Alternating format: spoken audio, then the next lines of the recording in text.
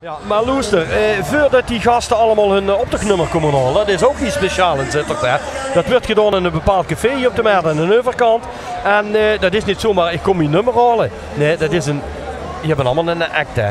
Ja, het is als het ware een buurt. De lui komen inderdaad het nummer ophalen. En dan hebben ze de mogelijkheid om aan de verslaggevers, die dus overal langs het parcours zitten, hun onderwerp nog een keer toe te lichten. Dus dan kunnen ze vertellen, ik ben Pietje, ik doe dit en dit. En heb ik er nog vragen. En dat wordt door de verslaggevers, wordt dat, ja, een beetje, ik vergelijk het altijd met idols. Die optochtdeelnemers, die komen zich daar presenteren. Achter de tafel zitten de verslaggevers, die stellen het kritische vragen.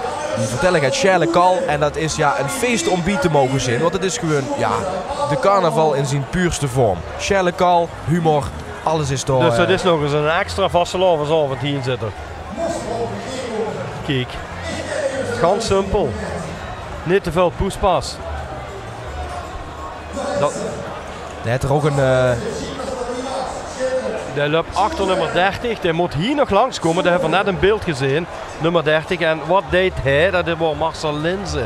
Misschien dat we hem dadelijk nog een beeld krijgen. Maar dit is de volgende al. Maar volgens mij is hij er gewoon ertussen geslopen. Zo'n nummer.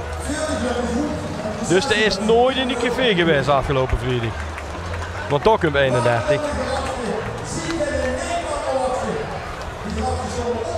Ik kijk hier neven mij op de tribune op een massa lui.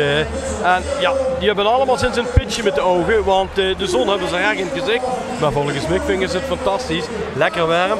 Achter hun een bar. Dat willen ze nog meer.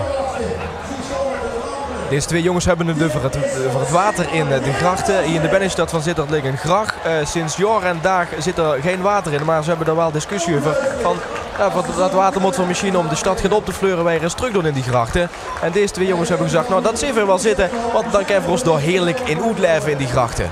Ja, die grachten zijn er, maar die liggen al jaren en jaren dreug. Decennia lang liggen die dreug. En die gaan ze waarschijnlijk weer vullen, hè? Nou, het lijkt me heerlijk. Lekker watersurfen daar op die grachten. Die grote ladder, dat is onder andere, is dat niet die mevrouw die hier in de gemeente, of in de gemeente heeft gewerkt? Ingrid Widdershoven inderdaad. Dat is ja, een wethouder geweest die in Sittard. Tegenwoordig werkt ze in Eindhoven, maar ze woont wel nog hier in Sittard geleen. En ze viert ook nog ieder jaar vastelavond.